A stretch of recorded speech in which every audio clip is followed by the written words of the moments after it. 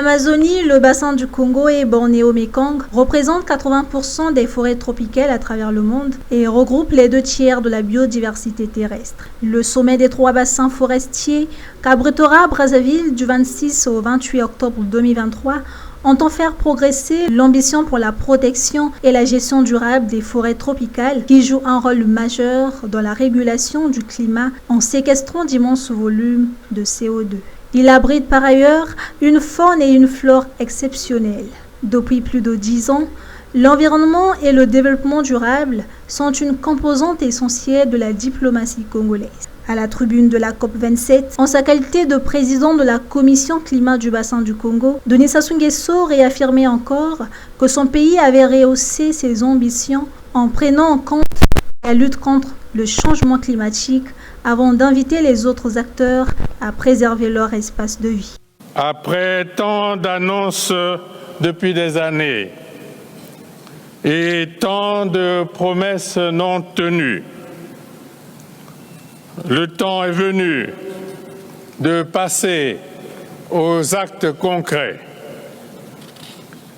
Il y va de notre crédibilité. La nécessaire survie de l'humanité appelle le respect sans atermoiement des engagements pris et la mise en œuvre d'initiatives efficaces en lien avec la préservation de l'environnement. Deuxième poumon écologique après l'Amazonie, le bassin du Congo regorge 10% de la biodiversité mondiale. La planète respire aujourd'hui grâce à ce poumon, outre ses 222 millions de kilomètres carrés de forêt. Le bassin du Congo abrite les plus vastes tourbières tropicales au monde.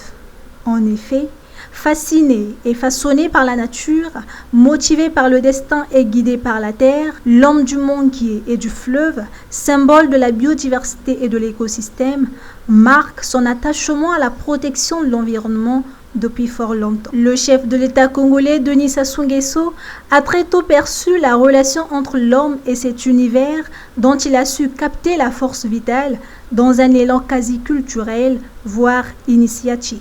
En novembre 1986, le président Denis Sassou Nguesso initiait au plan national la Journée nationale de l'arbre, ce qui fait de lui le pionnier de la lutte contre le réchauffement climatique. La République du Congo a très tôt pris conscience de l'absolue nécessité de protéger, de reconstituer et d'étendre son couvert forestier. Depuis 40 ans, l'ensemble de notre population est ainsi invitée à planter un arbre dans le cadre de la Journée nationale de l'arbre, célébrée dans notre pays le 6 novembre de chaque année.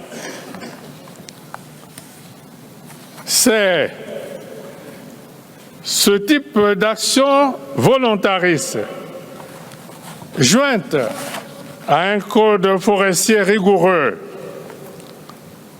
qui nous a permis de maintenir l'un des taux de déforestation le plus faible au monde. Présenté comme premier capteur net de carbone à travers les forêts et les tourbières et deuxième poumon écologique de la planète après l'Amazonie, le président congolais a invité l'ensemble des pays du monde à établir une gouvernance mondiale efficace pour gérer les défis environnementaux et climatiques à l'échelle planétaire.